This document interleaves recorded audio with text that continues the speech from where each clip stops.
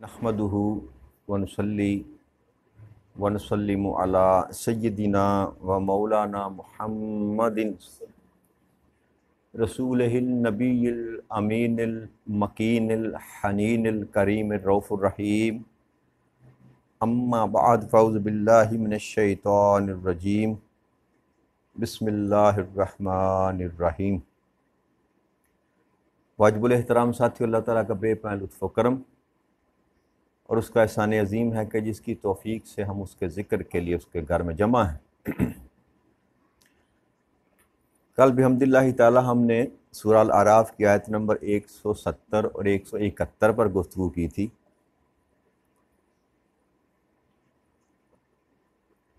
آج اللہ کریم نے جو حکم کل ہم نے بیان کیا الست ربکم، اسی سے متصل آیت نمبر 173 میں اللہ کریم نے ارشاد فرمایا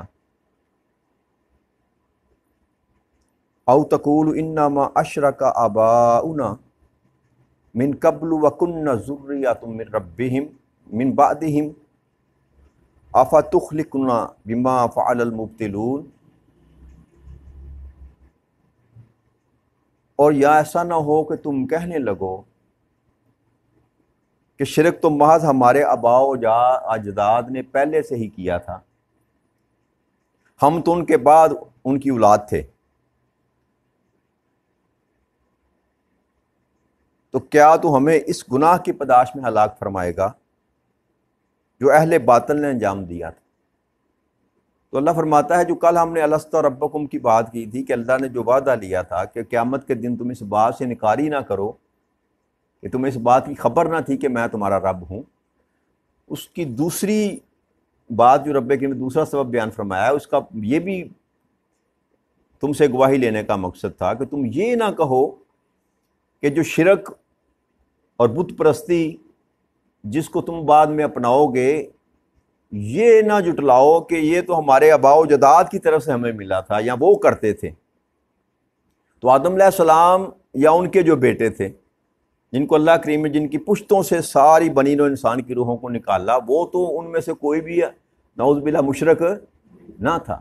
تو اللہ فرماتا ہے یہ بھی اس لیے میں نے بیان کیا تاکہ تمہارا یہ عذر بھی ختم ہو جائے کہ ہمارے آباء و اجداد مشرک تھے، ہم مشرک۔ تو اللہ یہ فرمانا چاہ رہا ہے کہ جو تمہارے آباء و اجداد تھے نا، اصل جو ہمارے آباء و اجداد ہیں وہ تو جد امجد تو ہمارے جو ہیں وہ حضرت آدم علیہ السلام ہیں، یا ان کے بعد جو ان کے وہ بیٹے تھے، تو ان میں سے کوئی بھی شرک پر، یہ تو آدم علیہ السلام کے بعد کچھ 200-400-500 سال کے بعد جا کے جو ہے نا وہ شرک کی ابتدا شروع ہوئی، پھر اللہ تعالیٰ نے حضرت نوح علیہ السلام کو بھیجا۔ تو یہ بھی اللہ نے فرمایا کہ یہ بھی سبب تھا یہ تم سے گواہی لینے کا، تاکہ تم یہ بھی عذر تمہارا ختم ہو جائے کہ ہم مشرک نہ تھے، ہمیں تو شرک ورثے میں ملا، ہمارے آباء و اجداد تھے وہ مشرک کرتے تھے۔ تو آگے اللہ کریم 174 میں فرماتے ہیں وَكَذَلِكَ نُفَصِّلُ الْآيَاتِ لَعَلَّهُمْ يَرْجِعُونَ، اور ہم اسی طرح ہم اپنی آیات کو تفصیل کے ساتھ کھول کر بیان کر دیتے ہیں تاکہ تم حق بات کی طرف رجوع کرو۔ تو یہاں پر یہ بات ختم۔ آگے جو مضمون اللہ کریم شروع کر رہا ہے وہ ایک نیا واقعہ ہے، یہ آیت نمبر 175، 76 اور 77 بلکہ 78 تک چلے گا۔ تو یہ چاروں آیات پر آج جو ہے نا ہم درس قرآن جو ہے ہمارا آج ہوگا، اسی پر گفتگو کریں گے۔ اللہ کریم نے آیت نمبر 175 میں یہ فرمایا وَاتْلُ عَلَيْهِمْ نَبَأَ الَّذِينَ آتَيْنَاهُ آيَاتِنَا فَانْسَلَخَ مِنْهَا فَأَتْبَعَهُ الشَّيْطَانُ فَكَانَ مِنَ الْغَاوِينَ وَلَوْ شِئْنَا لِرَفْعَنَهُ بِهَا وَلَكِنَّهُ أَخْلَدَ إِلَى الْأَرْضِ وَاتَّبَعَ هَوَاهُ فَمَثَلُهُ كَمَثَلِ الْكَلْبِ إِنَّ تَحْمِلْ عَلَيْهِ يَلْهَثْ أَوْ تَتْرُكْهُ يَلْهَث ذَلِكَ مَثَلُ الْقَوْمِ الَّذِينَ كَذَّبُوا بِآيَاتِنَا فَاقْصُصِ الْقَصَصَ لَعَلَّهُمْ يَتَفَكَّرُونَ سَاءَ مَثَلًا الْقَوْمُ الَّذِينَ كَذَّبُوا بِآيَاتِنَا وَأَنفُسَهُمْ كَانُوا يَظْلِمُونَ مَن يَهْدِ اللَّهُ فَهُوَ الْمُهْتَدِي وَمَن يُضِلُّ فَأُولَٰئِكَ هُمُ الْخَاسِرُونَ۔ یہ چار آیات مبارکہ جو میں نے آپ کے سامنے تلاوت کی، اس میں اللہ کریم نے جو مضمون بیان کیا ایک ایسے شخص کا اللہ نے ذکر کیا کہ آپ انہیں اس شخص کا قصہ سنائیں جسے ہم نے اپنی نشانیاں دی تھیں، تو پھر وہ اس سے نکل گیا، ان نشانیوں سے نکل گیا، یا وہ جو علم و نصیحت ہم نے اس کو عطا کی تھی، جو علم ہم نے اس کو عطا کیا تھا، اس کو اس نے چھوڑ دیا اور شیطان اس کے پیچھے لگ گیا تو وہ گمراہوں میں سے ہو گیا۔ اور اگر ہم چاہتے تو اسے ان آیات کے ذریعے بلند فرما دیتے، لیکن وہ خود دنیا کی زمین کی پستی کی طرف راغب ہو گیا اور اپنی خواہش کا پیرو بن گیا۔ تو اس کی مثال اس کتے کی مثال جیسی ہے کہ اس پر سختی کرے تو وہ زبان نکالے، یا اسے چھوڑ دے تب بھی زبان نکالے۔ یہ ایسے لوگوں کی مثال ہے جنہوں نے ہماری آیتوں کو جھٹلایا۔ سو آپ یہ واقعات بیان کریں تاکہ وہ غور و فکر کریں۔ مثال کے لحاظ سے وہ قوم بہت ہی بری ہے جنہوں نے ہمارے آیاتوں کو جھٹلایا اور وہ اپنی ہی جانوں پر ظلم کرتے ہیں۔ جسے اللہ ہدایت فرماتا ہے پس وہ ہدایت پانے والا، اور جسے وہ گمراہ ڈالتا ہے پس وہی نقصان اٹھانے والا۔ تو یہ مضمون اللہ کریم نے یہاں سے شروع کیا ہے کہ ایسے شخص کا اللہ فرماتا ہے کہ جس کو میں نے علم دیا تھا، اپنی آیات کی نشانیاں دی تھیں، لیکن اس نے اس کو چھوڑ دیا۔ قرآن و حدیث میں اس کا کوئی خاص ذکر نہیں ملتا کہ یہ کس شخص کی بات کی جا رہی ہے۔ قرآن میں تو اللہ نے اجمالاً ذکر کیا نا کہ آپ بیان کر دیں، نبی اکرم صلی اللہ علیہ وسلم کو کہا کہ آپ بیان فرما دیں۔ تو اگر آقا نے بیان فرمایا اس شخص کے متعلق تو صراحت کے سارا حدیث کی کتب میں کسی ایک شخص کا ذکر نہیں ملتا، لیکن تفاسیر کی کتب میں کئی لوگوں کے متعلق بتایا گیا کہ یہ آیا کریمہ جو ہے یہ اس شخص کے متعلق ہے۔ مثال کے طور پر حضرت عبداللہ بن مسعود سے روایت کیا جاتا ہے کہ یہ جو شخص جس کا اللہ کریم ذکر کر رہا ہے یہ بنو اسرائیل کا ایک شخص تھا، اور اس کا نام بلم بن ابر تھا۔ بلم بن ابر تھا، اور وہ شخص کون تھا کہ جب موسیٰ علیہ السلام نے کنعان سے سفر کر کے شام کی طرف سفر کیا اور جبار ان کے ساتھ لڑائی کے لیے اس شہر میں داخل ہونے کا قصد کیا، ارادہ کیا، تو وہ جو قوم تھی نا وہ ساری قوم اکٹھی ہو کر اس شخص کے پاس چلی گئی اور جا کے کہنے لگی کہ تو اللہ کا نیک بندہ ہے، تو دعا کر کہ یہ جو باہر آ کے کھڑے ہیں نا لوگ، موسیٰ علیہ السلام ان کے ساتھی، ان سے اللہ کریم ہمیں نجات دے دے، ان کے خلاف ہمارے خلاف بد دعا کر۔ تو اس نے اس بات سے پہلے انکاری کی کہ میں ایسا نہیں کر سکتا، وہ اللہ کے نیک آدمی ہیں تو میں ایسا نہیں کر سکتا۔ دوبارہ اس کو کہا گیا، اس نے کہا اچھا میں استخارہ کرتا ہوں، اور یہ اس کا معمول تھا، لکھا ہوا کتب میں کہ اس کا معمول تھا جب بھی وہ کام کرنا چاہتا استخارہ کرتا، اور جو کچھ اس کو نظر آتا، جو اس کو ہدایت دی جاتی ہیں، اللہ کریم اشارہ دیتا اس کے مطابق وہ عمل کرتا۔ تو استخارے میں اس کو یہ اشارہ ملا کہ نہ یہ بد دعا نہ کرنا، تو اس نے پھر انکار کر دیا۔ پھر اس کی قوم نے کیا کیا کہ اس کو مال عطا کیا، تحفے، ہدیے، اس کو مجبور کرنے کے لیے، راغب کرنے کے لیے اس کو مال دیا، اور جب اس کو مال عطا کیا تو پھر وہ تھوڑا سا اس نے لچک دکھائی، اس نے کہا اچھا چلو ٹھیک ہے میں آپ کی بات مان لیتا ہوں۔ تو اس نے بد دعا کے لیے ہاتھ اٹھائے، بد دعا کرنی شروع کی، لیکن جو الفاظ جو وہ ادا اس نے کیے، بجائے اس کے کہ موسیٰ علیہ السلام اور ان کے ساتھیوں کے متعلق بد دعا ہوتی، زبان سے جو کلمات جاری ہوئے وہ اپنی ہی قوم کے لیے بد دعا کے جاری ہوئے، کیونکہ مالک جو امر کرنے والا ہے وہ تو اللہ کی ذات ہے۔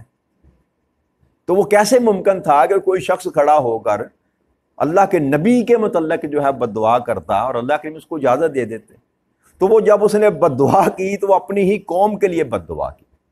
ایک یہ آتا ہے کہ یہ شخص تھا جس کا ملتا ہے، اور ایک اور دوسرا واقعہ بھی لکھا جاتا ہے اسی قوم شخص کے متعلق کہ اس شخص کا نام زمری بن شلوم تھا، اور وہ جو طاعون کی بیماری کا ذکر آتا ہے نا کتب میں کہ طاعون کی بیماری نے آ کر موسیٰ علیہ السلام کی اس کو قوم کو پکڑ لیا، تو حضرت موسیٰ علیہ السلام کے منع کرنے کے باوجود اس شخص نے ایک عورت تھی کستی نامی، اس کے ساتھ جو تھا نا بدکاری کی، اور جب بدکاری کی تو اس کے سبب سے اللہ کریم نے ان پر عذاب مسلط کیا، اور طاعون نے آ کر پکڑ لیا اس قوم کو، اور 70,000 کتب میں آتا ہے کہ 70,000 جو لوگ تھے اس بیماری کی وجہ سے وہ مارے گئے۔ بعد میں حضرت موسیٰ علیہ السلام کا ایک ساتھی تھا، مشیر خاص تھا، خاص آپ کا صحابی تھا، فحاس بن الارزار نامی کتب میں نام آتا ہے. وہ شخص جب آیا تو اس کو پتہ چلا تو اس نے اس شخص کو بھی، زمری کو بھی، اس عورت کو بھی، دونوں کو قتل کر دیا. تو جب قتل کیا تو اللہ کریم نے وہ جو ان پر عذاب نازل کیا تھا اس کو اٹھا لیا. یہ دوسرا جو ہے نا ذکر آتا ہے کہ یہ دوسرا شخص وہ تھا. اسی طرح حضرت عبداللہ بن عمرو بن عاص اور حضرت زید بن اسلم اور لیث بن سعد نے بیان کیا ہے کہ یہ آیت جو ہے امیہ بن سلط الثقفی کے متعلق نازل ہوئی. یہ نبی اکرم صلی اللہ علیہ وسلم کے دور میں یہ شخص تھا اور اس کے پاس تورات کا علم تھا، عالم تھا، تورات کا بہت بڑا عالم تھا، اور اس کو اس بات کا علم تھا کہ اللہ کریم نے ان قریب اپنے آخری رسول کو بھیجنا. ان کی کتب میں درج تھا اور بہت بڑا عالم تھا، اور اس کو یہ بھی توقع تھی کہ وہ نبی میں ہوں گا. اپنے علم کے باعث سے جتنا اللہ کریم نے اس پر علم عطا اس کو عطا کر رکھا تھا، اس کو اپنے دل میں یہ گمان تھا، توقع تھی کہ ہو سکتا ہے وہ نبی میں ہی ہوں. یہ گمان تھا اس کو. تو جب نبی اکرم صلی اللہ علیہ وآلہ وسلم کو اللہ کریم نے بعثت عطا فرمائی تو اس نے حسد کرنا شروع کر دیا اور کفر کیا اور آپ کا مخالف ہو گیا. وہ بعض ممالک کے دوروں پر جاتا تو وہاں پر نبی اکرم صلی اللہ علیہ وسلم کے خلاف باتیں کرتا. تو جب سفر سے واپس ایک دن آیا تو جو بدر کا جو واقعہ تھا نا وہ ہو چکا تھا، اور بدر کے مقتولین کو دیکھ کر اس نے پوچھا کہ ان کو کیا ہوا. تو لوگوں نے بتایا کہ ان کو محمد بن عبداللہ صلی اللہ علیہ وآلہ وسلم ان کے ساتھیوں نے ان کو قتل کیا ہے. وہ آخری نبی جو ہے انہوں نے نبوت کا اعلان کیا. انہوں نے کہنے لگا کہ اگر وہ نبی ہوتے تو اپنے رشتہ داروں کو کبھی قتل نہ کرتے. حضرت عبداللہ بن عمرو بن عاص فرماتے ہیں کہ وہ کفر پر ہی رہا اور کفر پر ہی مارا گیا. تو یہ آیا مبارکہ کے متعلق یہ کہا جاتا ہے کہ یہ اس شخص کے متعلق جو تھی یہ آیا کریمہ میں اللہ کریم نے ذکر کیا. اسی طرح کئی اور ہیں لیکن میں اس کو مختصر کرتا ہوں. تو یہ صراحت کے ساتھ کسی ایک شخص کے متعلق یہاں کتابوں میں ذکر نہیں ملتا کہ یہ اصلاً اللہ کریم نے کس کے متعلق بات کی تھی. اللہ جانتے ہیں، اللہ کا رسول جانتے ہیں. کہ اگر آقا کریم صلی اللہ علیہ وسلم نے بیان کیا ہوتا صراحت کے ساتھ تو کتب حدیث میں ظاہر میں سے کچھ نہ کچھ دستیاب ہوتا. اکا دکا بس کسی روایات ہیں جو میں نے آپ کے سامنے بیان کی، اور بھی دو چار ہیں. تو جو مین بات اللہ کریم بیان کرنا چاہتا ہے وہ یہ ہے کہ ہم نے اس شخص کو آیات کا علم دیا، لیکن اس نے کیا کیا کہ وہ ہماری اطاعت سے ہی نکل گیا. علم ہم نے عطا کیا، بجائے اس کے کہ اس پر ہمارا شکر ادا کرتا، ہمارے علم سے خود بھی فائدہ اٹھاتا اور لوگوں کو بھی فائدہ پہنچاتا، اور ہمارے اس احکامات کو آگے بیان کرتا، لوگوں تک پہنچاتا. وہ خود اب اس ہماری اطاعت سے نکل گیا.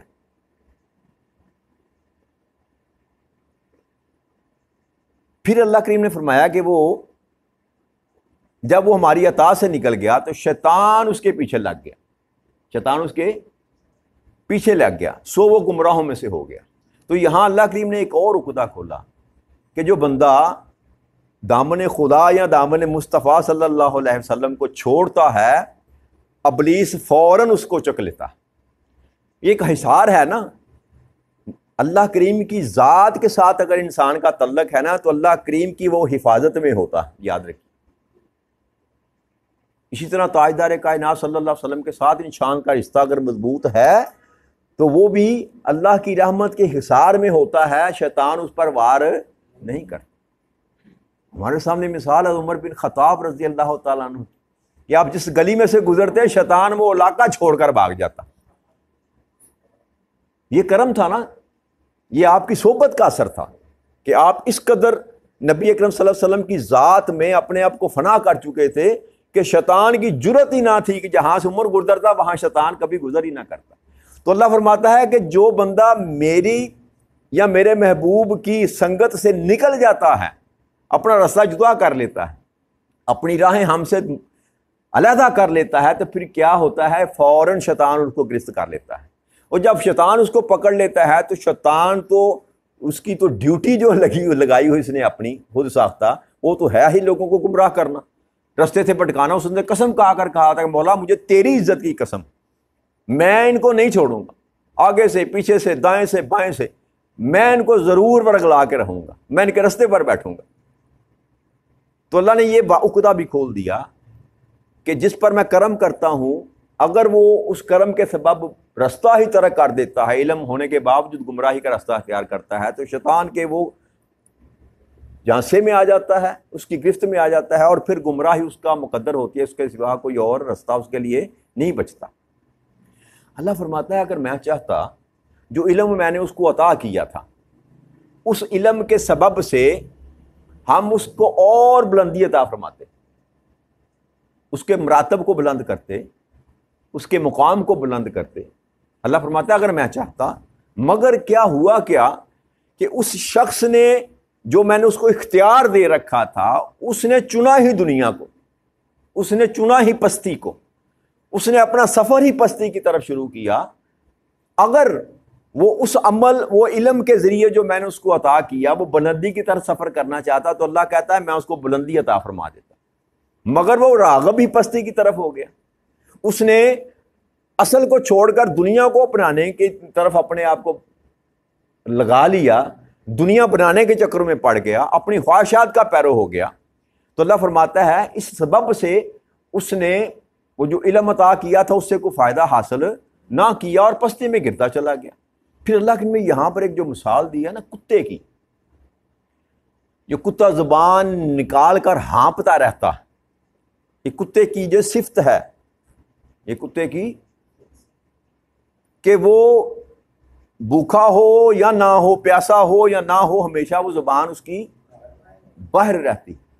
تو اللہ نے اس کے ساتھ تشبیہ دی کہ وہ اس کتے کی طرح ہے جس کی زبان ہر وقت باہر لٹکی رہتی ہے۔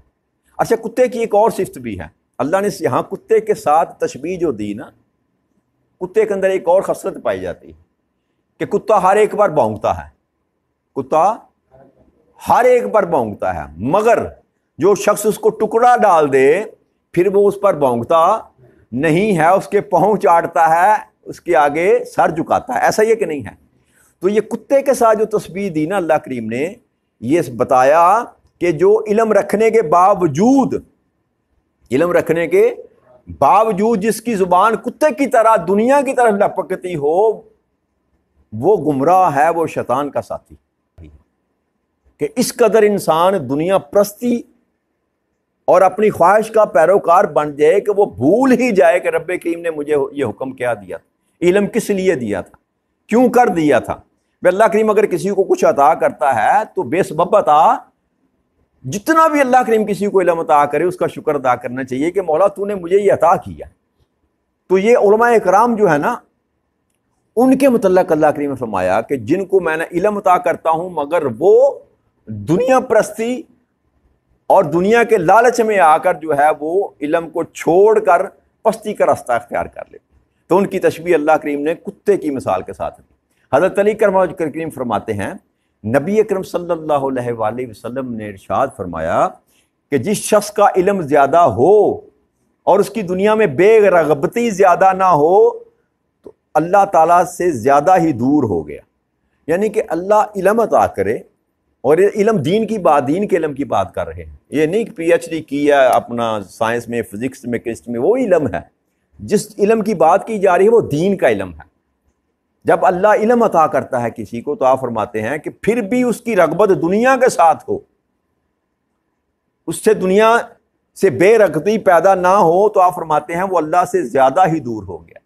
یعنی کہ ممکن نہیں ہے کہ اس کا کوئی تعلق پھر رب کریم کی ذات کے ساتھ رہے، تو پھر جو اللہ سے دور ہوتا ہے وہ شیطان کے قریب ہو جاتا ہے۔ تو جو بندہ اس خصلت میں اپنے آپ کو ڈال لیتا ہے کہ اللہ کریم نے اس کو اشرف المخلوقات پیدا کیا، مگر اس نے اپنی خصلتیں جو تھی وہ اس پلید جانور کی طرح اپنا لیں، تو پھر طبیعتاً جو خصلتیں اس کی ہوتی ہیں وہ اس انسان کے اندر آ جاتی، پھر اس کی ہوس، اس کی بھوک، اس کی پیاس جو ہے وہ ختم نہیں ہوتی، اس کو ملتا رہے تب بھی اس کو اور کی خواہش رہتی ہے، کبھی اس کی زبان اندر نہیں جاتی۔ جیسے کتے کی بیان کی نا، کتے کی زبان لٹکی رہتی ہے، ویسے بھی انسان کی خواہشات کی زبان جو ہے وہ کبھی بھی اندر نہیں جاتی۔ اسی طرح ایک اور حدیث مبارک میں علی بن بیان کرتے ہیں کہ اللہ عز و جل نے حضرت داؤد علیہ السلام کی طرف وحی کی دنیا کی مثال ایسے مردار کی طرح ہے جس پر کتے جمع ہو گئے. دنیا کی مثال ایسے مردار کی طرح ہے جس پر کتے جمع ہو گئے اور اس کو گھسیٹ رہے ہوں. تو کیا تم یہ پسند کرتے ہو کہ تم ان کی مثل کتے ہو اور ان کے ساتھ مردار کو گھسیٹو؟ یعنی کہ فقط دنیا کو ہی چمٹ جانا، جس کو اللہ کریم مردار سے تشبیہ دے رہا ہے کہ یہ مردار ہے، اور جو اس کو چمٹ گیا فقط اسی کے متعلق اسی کو ہی گھسیٹتا رہا، اس کی مثال کتے کی مثال کی طرح. تو یہ دنیا پرست ہو جانا، فقط دنیا کے متعلق ہی سوچنا، آخرت کی فکر نہ کرنا، اللہ اور اللہ کے رسول کے ساتھ اپنے تعلق کو چھوڑ دینا،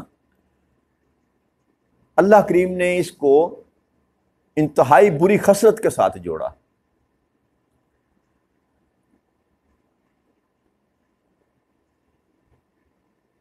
اس کا معنی یہ ہے کہ جو بندہ اللہ کا یاد کو جھٹلاتا ہے، اللہ کے اس کتے کی مثل ہے. یہ کیسی بری مثال ہے. جو علم رکھنے والا ہے اس پر دوہری ذمہ داری آتی ہے. ایک تو بندہ وہ ہے، اور نبی اکرم صلی اللہ علیہ وسلم کی ایک حدیث مبارک ہے، وہ اس مفہوم میں اس کا بیان کر کے بات ختم کرتا ہوں. آپ نے فرمایا کہ علم والے پر دوہرا عذاب ہوگا. عام انسان جو ہے نا، ہم جیسے جو جاہل لوگ ہیں، ان پر اگر ایک گنا عذاب ہوگا نا کسی عمل کے سبب سے، تو جو علم رکھنے والا ہے اس پر 2 گنا عذاب ہوگا. اور کئی روایت میں آتا ہے 10 گنا عذاب ہوگا. کس سبب سے؟ کہ وہ جانتا تھا. جاننے والا اور نہ جاننے والا، جیسے قرآن کریم اللہ فرمایا نا کہ عالم اور جاہل برابر کیسے ہو سکتے ہیں؟ ایک بندے کو علم ہی نہیں ہے اور وہ کرتا چلا جا رہا ہے گناہ، اور جس کو علم ہے وہ دونوں کبھی برابر، اگر اللہ کہہ رہا ہے وہ دونوں برابر نہیں ہو سکتے تو دونوں کی سزا بھی برابر نہیں ہو سکتی. جو علم رکھنے والا ہے اس پر زیادہ ذمہ داری ہے، اور اس کا حساب و کتاب بھی اس کا سخت ہوگا، اور قیامت کے دن اس پر عذاب بھی سخت ہوگا. لہٰذا ہمیں جتنا بھی اللہ کریم نے عطا کیا، جس قدر بھی ہمارے علم میں ہے، اس پر عمل کرنے کی کوشش کریں. اس کو پسے پشت نہ ڈالیں، آنکھیں بند نہ کریں. جیسے کبوتر بلی کو دیکھ کر آنکھیں بند کر لیتا ہے تو کبوتر کی جان بچ نہیں سکتی. لہٰذا اپنی آنکھیں بند نہ کریں. جو علم اللہ نے آپ کو عطا کیا، جتنا بھی عطا کیا، اس پر عمل پیرا ہونے کی کوشش کریں. اگر آپ عمل نہیں کر رہے تو پھر آپ کی مثال بھی ویسی ہے جیسے اللہ کریم نے اس کتے کے ساتھ تشبیہ دی. اللہ کریم ہمیں محفوظ رکھے اس جماعت میں جس جماعت کا اللہ کریم ذکر کر رہا ہے. اس شخص کی مانند ہمیں نہ بنائے جس کا اللہ کریم ذکر کر رہا ہے. ایک تو اللہ کریم ہمارے سینوں کو کھول دے، علم عطا فرما دے دین کا، اور اس کے ساتھ ہمیں سمجھ بھی عطا فرما دے تاکہ ہم اس کے حکم کے مطابق زندگی بسر کرنے کی کوشش کر سکیں. وما علینا الا البلاغ المبین. السلام علیکم ورحمۃ اللہ وبرکاتہ.